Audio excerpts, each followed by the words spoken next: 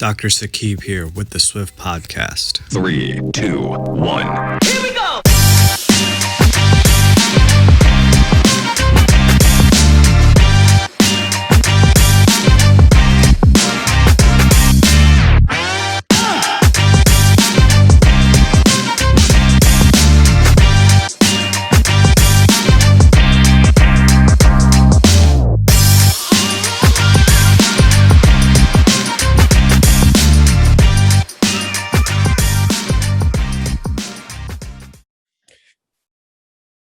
What's up, everybody? Dr. Sakib here today with another episode of the Swift Podcast. It's been a while since I've done one of these, and today I bring on a very special guest who I've happened to just come across about 2 weeks ago.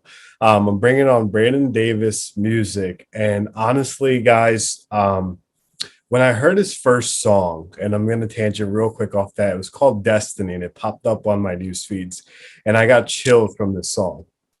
And I listened to it a few times. And in my head, I'm like, my podcast, we don't bring on a lot of musicians and stuff. And I was like, I got to bring this gentleman on. As I started stalking his life, because what I do best, I saw another video of, I think your wife was the one that did the video about your story. And that's why I reached out to him and he responded. He was one of the few that responded to me. So I'm really grateful for that. So Brandon, probably giving too much exposure about you. Welcome to the show. Thank you for coming on. I appreciate you being on here. And I'm really going to hit the ground running with you. And I want to start with that story that you shared with myself, but as well as what your wife shared in your videos too. Man, I appreciate you having me on. And when it comes to our story, man, it's a long one, but it's worth every single part of it, because honestly, everyone asks, like, how did music take off? What really caused it to skyrocket? What drove me to want to actually get into music and make it a career? And music has always been a lifelong passion. Grew up in a musical household, and it's one of those things that you want to do, but you never know quite how to break into it. You see everybody posting stuff to Facebook and to YouTube and playing live gigs, and there's always, I guess, a normal way to go about it. And we've tried that, and it's not necessarily what kicked off for us, but it wasn't the fact that we weren't really, hitting the right avenues. It was that we hadn't had that moment where we really devoted time to it. But back in 2019, I got in a pretty nasty car wreck. I got hit head on by a distracted driver. Wound up having to have emergency surgery. My wife, Destiny, hint, hint for the song. My wife, whose name is Destiny, was pregnant with our fourth kid, with 3 kids sitting at home. And, she had no idea what had happened to me. It had been hours before they ever even allowed me to contact her. And I sat in that hospital bed after surgery had been done and finally had her by my side. And it was one of those moments where everything kind of clicked and you're like, hey, look, life can just be gone in an instant. And I wanted to take that revelation and kind of evaluate everything, because I had so many things that I aspired to do but hadn't done yet, goals and dreams I wanted to chase. And I looked at her, I was like, look, how can I tell my kids, hey, do what you want to do in life, chase after your dreams, if I'm sitting here not doing that? So we took that opportunity to kind of refocus on what was important. And music, to me, was one of those things. We really started driving into it. Like I said, we got on Facebook and YouTube and kind of poured some resources into that. And it hadn't really taken off quite yet. We had a decent amount of traction and got some local gigs, but the pandemic wound up striking not too long after all that took place, and everyone got in front of their phones. And you know what happens when everyone's kind of burying themselves into their phone. Social media becomes a lot more active. And the digital world was where we kind of found our springboard, because she found the app TikTok. And even though I at first was skeptical as I'll get out, all I heard was like ads on Facebook saying, oh yeah, TikTok, the place to dance, the place to try to be funny. And I was like, I got 2 left feet and I got dad jokes. That's all I got going for me. So TikTok ain't going to happen. She said, people are promoting music. Just sing. I was like, no, I'm not going to be a TikTok guy. I can't do that. So she had her opportunity to really kind of, take a shot with TikTok when we were coming back from Pigeon Forge. It was Father's Day weekend. She had me in the car with nowhere else that I could go for 2.5 hours from the drive back. And she said, I'm going to start recording you and you're going to sing. I don't care what you sing whatever song, however you want. I'm just going to make the videos. So I started singing. I think Conway Twitty was the start, but a few other videos before we got home, and she started posting. And I didn't know this. She was posting stuff to TikTok. And the next day she catches me off guard. I'm standing in the kitchen and trying to get a bottle of water. It's like 10 o'clock at night.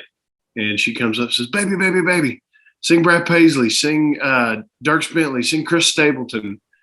And I just rattle off the first song that comes to mind for each of them.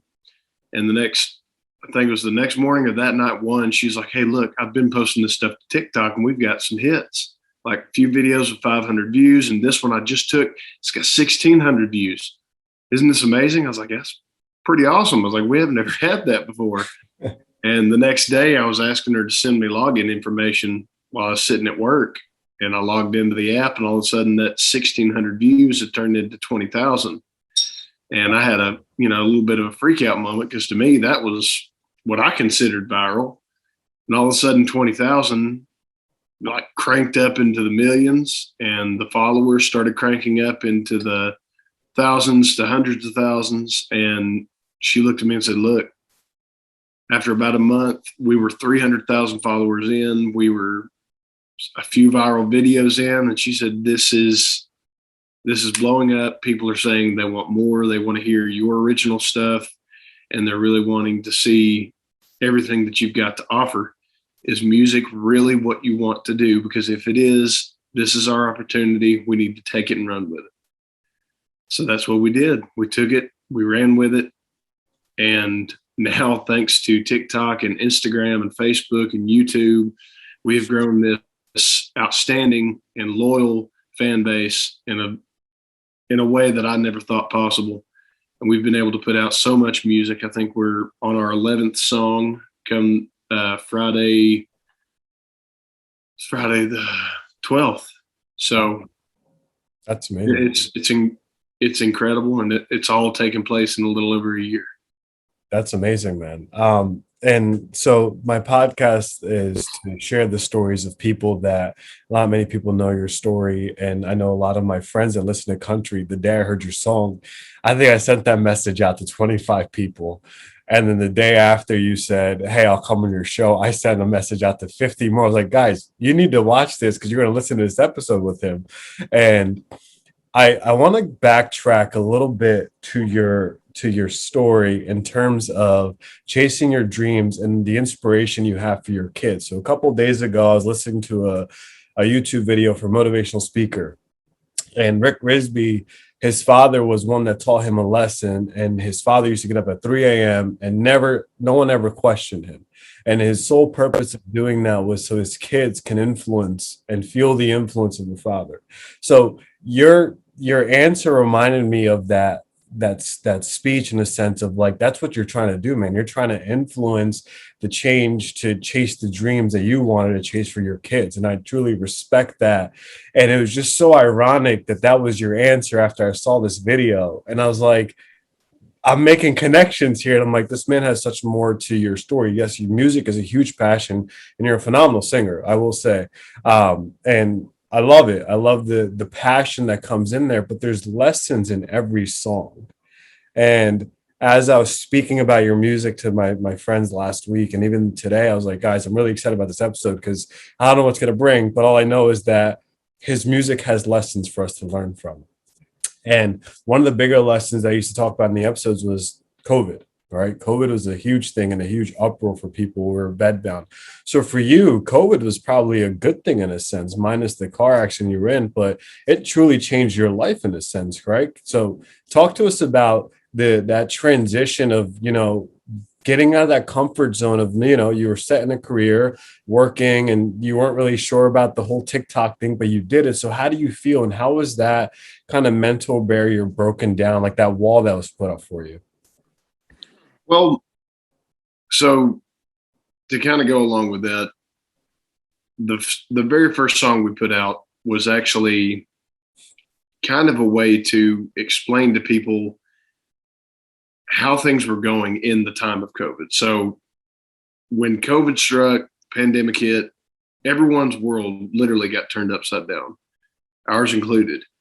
And I will admit, yeah, it gave us a prime opportunity to really kind of kick this thing into high gear because, like I said, everybody was in front of their phones.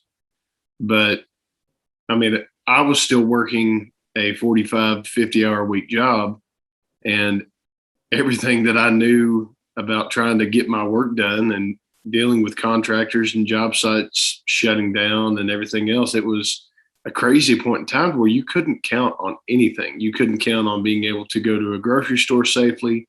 Restaurants were shut down.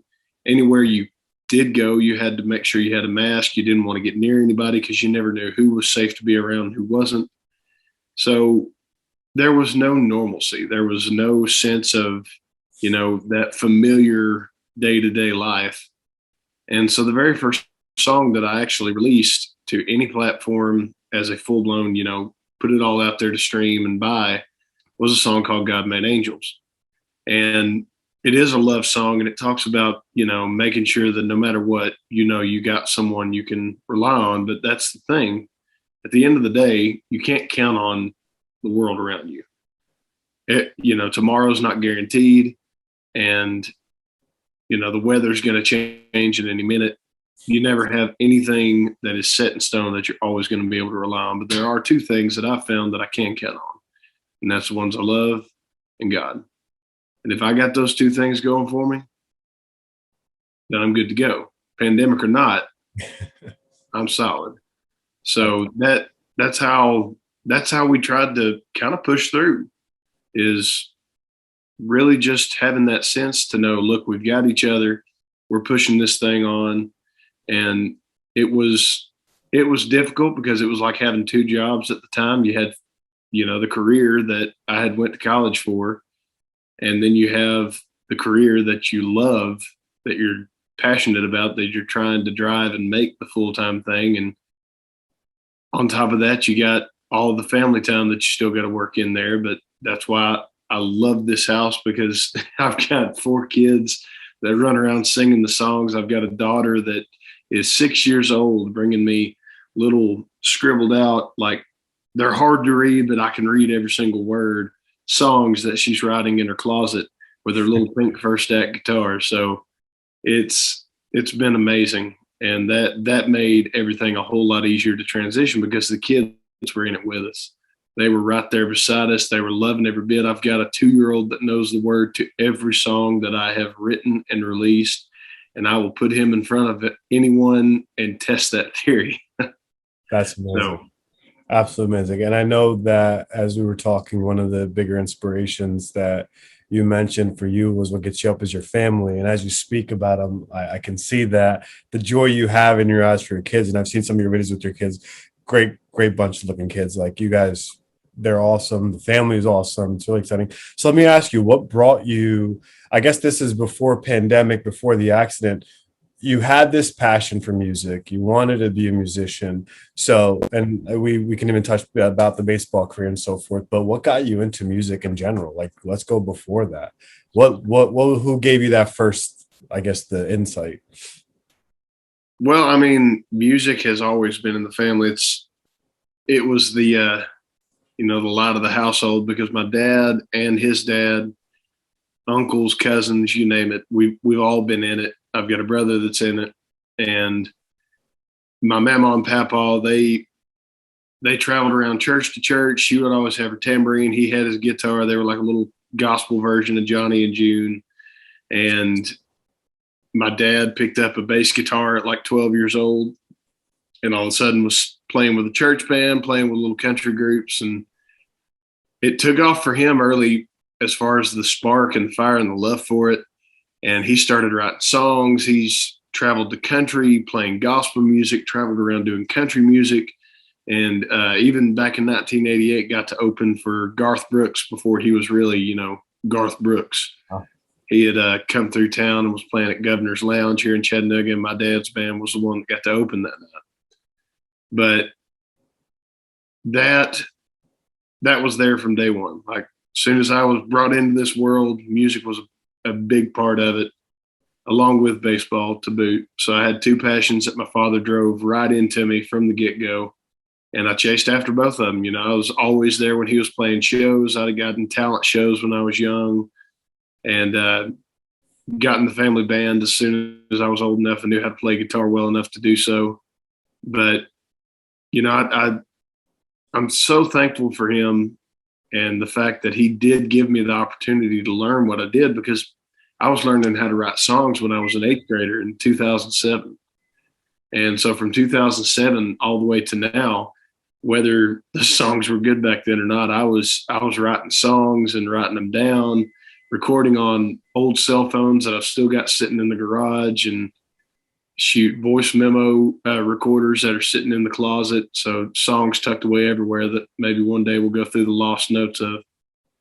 But thanks to him, I was able to find what I'm honestly thinking would have happened anyway. But I was able to find the passion for music because it came from the man that showed me it's a passion worth chasing. Absolutely. He told me that he may not have made it, but it never hurts to keep trying, and thankfully we kept trying. Do you ever consider motivational speaking, man? That's awesome, man. No, kudos to you. Great story. And I think and it shows in a lot of your music that I was listening to some of your songs before we even got on the podcast and so forth. There's a lesson in every song. For those of you guys listening, I highly recommend you check them out. And I'll put a link up for you guys to follow and so forth that way. But last week on one of our episodes done live, we talked about commitment. And today during the afternoon, we talked about complacency. So if you're listening to Brandon speak, it kind of speaks. So this week, like this month, Brandon, Men's Health is pretty huge for us. So a group of us, every week we go live and we talk about certain things. That's why I asked you the commitment question. And today we had a discussion on complacency. I'm going to touch base on that just based off your story. And I want your insight on complacency initially. So we were listening to you speak. It was like you had this job you went to school for, contracting, and you were pretty set in your career. And then your wife wanted you to start singing, and there's an initial barrier that you had of like, I'm comfortable, I'm good, I could do this. But you kind of tore that wall down with her nudge, and she pushed you to it. So what are your thoughts on complacency? And use your story to kind of give us that example. Like, there's definitely the wall you just broke recently to kind of build your empire in a sense, man. Honestly, I mean, we all get kind of in our own little rut, if you want to put it that way, because you get comfortable with things and certain routines. And that was here recently something that I had to completely break out of my shell of, not just musically, but I mean, I had a job that I was guaranteed a paycheck every week. I knew that I went to school for the trade, and that trade was not something that was just going to up and disappear in a day. But music is not something that you can always say, yeah, this is just guaranteed. People are always going to love to listen to me. People are always going to want to, watch my videos and stream my music. It's a leap of faith. You're putting your career and your life and the livelihood of those around you in the hands of a crowd of people that you don't know. And that's live shows, that's streaming, the whole 9 yards. But after many a prayer said, many a conversation that me and Destiny had over, I think, 3 to 4 months worth of, back and forth thinking, it's the step that we had to take. It's where God was leading us. It's where our hearts were leading us. And finally, here recently, we got the opportunity to sign a deal that made the, actual 9 to 5 disappear. And music became the full-time thing. And all of a sudden, you're taking that big leap of faith out of your comfort zone. Instead of being complacent with what you've got, and said, I'm fine. I'm going to stick here. I'm going to stay in my bubble. Well, we cut the bubble wide open, and we're trying to grow out into new pastures. And we've been driving the music up, really trying to just get people involved. And that's between going to shows and, driving streams up, trying to really outreach on every social media platform and show people that, hey, we're here. Here's our story. Here's who we are. We appreciate y'all listening. So it's been a big change, but every single step has been worth it. I was going to ask that same question. You answered it for me. It's definitely worth it, right? And I think it's not necessarily, I don't think for you, it's the glory, it's worth it, but also the joy that you're currently having, right? In life, in a sense, right? You better believe it. No longer that, like 9 to 5s. Again, I work a 9 to 5, and at times it's beyond stressful when I pull my hair out. That's why I went bald, right? And that's where that aspect is. But the joy you have, you're doing something you truly love. Like, I love what I do, so it never feels like work, in a sense. And that's what I think is the most bigger of the success that you have. And it was just basically breaking that wall of complacency, but also trusting your gut instinct. And we've talked about that plenty of times in these episodes, with our listeners, about gut instincts and treating that. And the second topic we hit earlier this month was commitment. And I think you speak the definition of commitment. Yes, I asked for your personal definition in my questions, but like, listening to your story, I think that's the biggest thing, is you're the true definition of commitment, in a sense. You went all in. Like, when you were ready to go, you were ready to go. So often we find that people have a hard time making those commitments for certain things, right? And even you were struggling a little bit in the initial commitment aspect, until your wife said, I'm going to do it for you, and then let's see what happens. And you saw it, and then boom, there's more commitment. So talk to me about that process. Talk to me about where your thought was in terms of the commitment process, and what you really had to talk to yourself as a male. And I'm saying that more so for great awareness for men's health this month too. But you have a living example of someone who broke his threshold to a whole new level. So talk to me. Where were you at mentally with those aspects? When it comes to anything that you do that's kind of extracurricular, or not your average day-to-day task, you get in your own head thinking, okay, if I put myself out here, if I'm going to let people listen to what I'm doing, or listen to me sing, or you get out of your comfort zone with family and friends hearing you, and you get to the people that are going to give you the harsh truth. They're not going to sugarcoat it. They're not going to say, hey, yeah, we'll just say you're good. You're good. Let's just go with that. You're putting yourself in a position to where someone can say, no, you suck. Go on. There ain't no sense in doing this. Yeah. Or you got the chance of going out there and people saying, no, we love this. Keep it coming. And that's always a scary thing. But it wasn't so much having the fear of putting it out there, but it was having the fear of putting it out there and just nothing happening. You might reach a small group of people, and that small group of people will say, hey, yeah, we like what you're doing, but that might be as far as you get. And that it can scare you to death to commit to something that in the end might not end up being worth the time that you've put into it. But I'm fortunate and blessed to say that once I got that nudge and started getting, kind of pushed in that direction, I thought about it. And I was like, look, if you don't do it at all, then you're pretty much committing to quitting. Yeah. You're quitting before you even start. So we put everything into it and just said, look, if this takes off, it takes off. Thankful for it. And if it don't, we tried. And luckily, we put our faith in it. We put our hearts in it, and it took off and continued to take off. And through that, we've not only built, a great following with music, but I have met so many amazing people, co-writers, industry contacts, and friends that we've made in all these different places we've traveled. I've seen more of this country in the past year and a half than I got to see in my entire 26 years leading up to that. And now I'm 28, and in a year and a half, I've traveled to Texas, California, and Washington State, Illinois, Indiana, Kentucky, Florida, Georgia, Alabama, uh, Missouri, North Carolina, West Virginia. So you name it. And I've got a map that I'm trying to fill up with pictures all over the places, so I'm trying to keep it straight in my head. She made this huge map, and everywhere we go, we take a picture and we stick one on the state that it's from. But no, once we committed to it, it showed me that you can't really put yourself fully into something if you're not willing to commit to it. It's just like marriage. It's just like committing to raising children.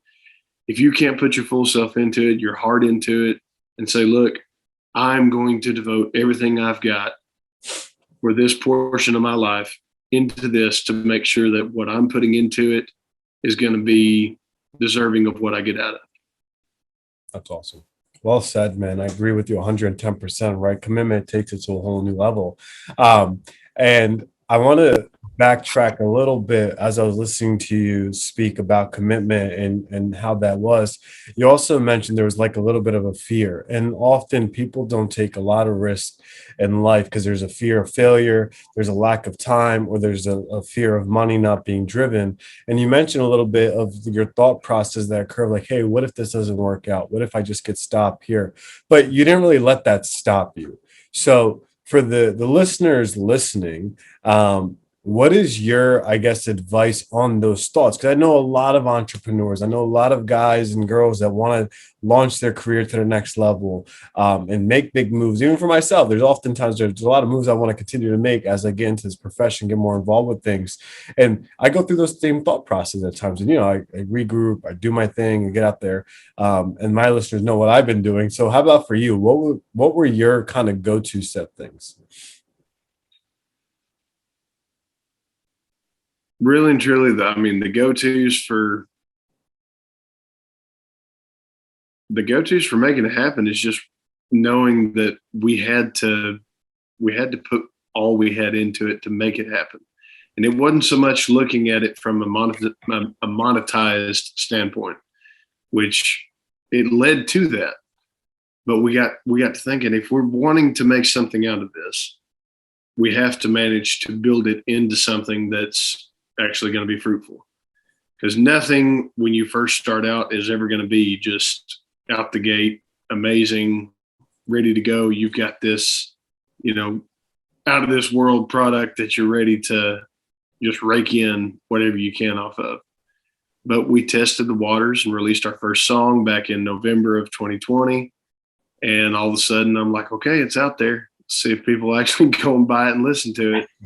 Sure enough, they did.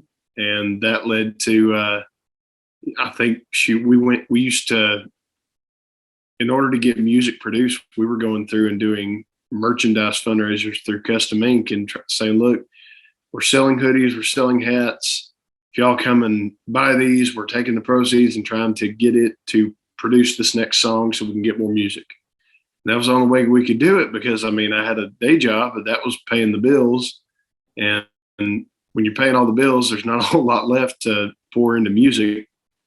And so the music started having to fund itself from the get-go, but we had to have fan support to do it. And we were very fortunate that by putting ourselves out there and saying, look, we love you guys. If y'all are feeling that love and you want to share some of it back with us, buy a hoodie, buy a hat, buy a t-shirt, and help us get more music out to you, because that's what we want to do. We want to share music y'all can connect with. And through that, we managed to get our second song out, which was Step by Step. And excuse me, which that song, that's so special to me in the first place, just because of my oldest two. When I came in the picture, they were already here, but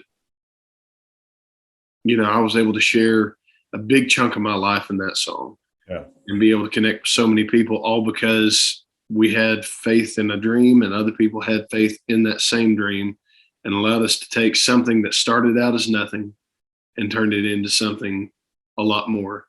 But we had to believe in ourselves and believe in what we were doing to actually get to that point. That's amazing. Great stories.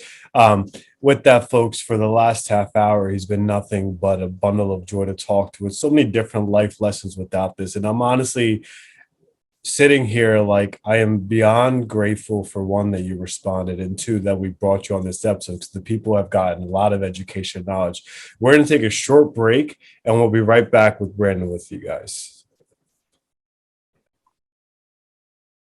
So, guys, for the last half hour, we've heard Brandon's story, Brandon's journey, a lot of valuable lessons within his story, and it goes far beyond music of what he's presented to us. And if you've been following Swift podcasts in general, and just this past month with the work we've been doing on Instagram about men's health, the biggest two topics we discussed this week were complacency and commitment.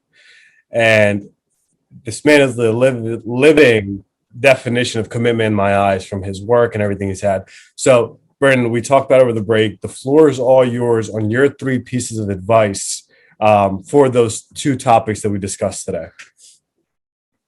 So for commitment, number one, when it comes to commitment, one thing you have to always bring into account is being faithful, because it's not just going to go towards a career, but this is in everyday life. This is in, the love for anyone you're with, your family, your friends. Stay faithful, stay true to who you are, and show that faith through who you're trying to emulate as a person. You don't need to be anyone but yourself. And if you're yourself to everybody and you're giving them a faithful image of who you are, who you're seeking to be on a daily basis, that's all you need. It's faithful commitment. Another portion of commitment is also staying vigilant at any task you're trying to do. So with us in music, every day I wake up and I'm thankful for the fact that I get to do what I do, but we're trying to make sure that we're always staying on top of it, because no matter what job you have, a job is a job. And same goes for with, your family as well. You got to wake up and always put your all into what you're doing. If you stay at it, stay vigilant, and really put all your effort focused on making sure that at the end of the day, you've done all you can do to ensure that you've done a good job, whether that be a good job, taking care of your family by making dinner that night or taking out the trash, or, making sure that you've gotten all the tasks complete at the job at hand for the day. It's making sure that you have put every bit of effort you can put forth, 110%, 120%, whatever percent you want to put out there. You've put everything you've got into it, and it can be seen. And the final point for commitment is staying committed, because it's not something that you can just hop on and say, okay, well, I'm committed today, but tomorrow, I'm not so much worried about tomorrow. No, if you're going to commit to something, you have to stay at it, because it's not truly a commitment if you're willing to quit at any given moment. So stay faithful, stay vigilant, and stay committed. Love that. Absolutely love that. 3 really solid pieces of advice is that I love the last one. I think that we touched based on that last one too, is like gratitude. It starts with gratitude. He said the first thing he says is he wakes up and he counts his blessings, and he's able to do what he loves to do, and he's continued to do that. With that being said, he does have a special present for all our listeners today, including myself, for one of the songs that led me to his page. And just again, a song that speaks not only commitment, but dedication, but also speaks faithful. It speaks so much more to that. So, Brandon, the floor is yours. I'm going to zip my mouth and just listen with the gaze in my eyes, and take it away, brother. So this song that I'm going to play a portion of, this is called Destiny. And to give y'all a quick story behind it, me and 2 of my really good friends, Kyle Clark and Alex Pennington Smith, we sat down and I brought an idea to him saying, look, I want to write a song about the unconventional life that I've got. You know, the stories that you just can't make up, because how everything has happened for me and my wife, it's definitely not been in the order or the fashion that you would expect it. You know, I met her and we already had 2 kids in the picture. We got together, and before we even got married, we had a 3rd kid on the way. Then we got married, and in the midst of all that, everything just kind of went it was out of order. It was not your everyday, you know, typical storybook family, but it was ours. And it's what made us perfectly us. We're not perfect, but we're the perfect fit for each other. And this song is telling our story. It's telling, you know, it talks about the car crash. It talks about how she got me into music. And to me, even though so many people have shown me that it connects with them, it's amazing to me that a song so personal to me, I have had so many countless people tell me how it relates to them and how it really has kind of sparked something in them through the lyrics that I thought were only going to pertain to my life. Absolutely. So without rambling on any further, I'm going to play y'all a portion of my song, Destiny, named after my beautiful wife.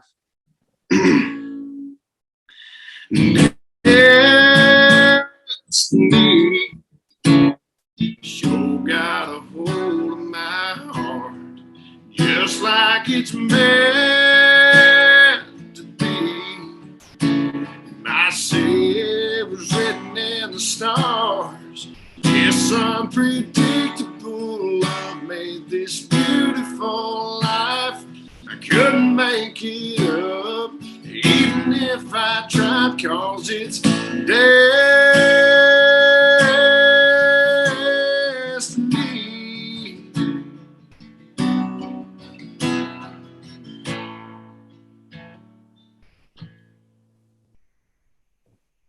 All I got to say is wow. Every time I hear that chorus, it's just wow after wow. And with that being said, it's destiny and it's unpredictable. And this episode has been nothing but that, with the joy, the stories, the different emotions that you've spent your time with us at this late hour. I can't thank you enough for coming on, man. I truly appreciate the lessons you've taught me today and that you're teaching our listeners. I wish you nothing but success in this career, and I'm going to be following. And I've been told already by a few friends in Jersey to make your way to Prospectors or some sort of BT Pavilion, because you will see us in the front line for sure. Thank you for coming on, brother. I appreciate it. Man, I appreciate the opportunity and cannot thank you enough for having me on. Looking forward to hopefully another chance we can get on here and chat for a little bit. Absolutely. We'll bring you back on. And with that, folks, this concludes today's episode. I will catch you guys on another episode of the Swift Podcast. Thank you.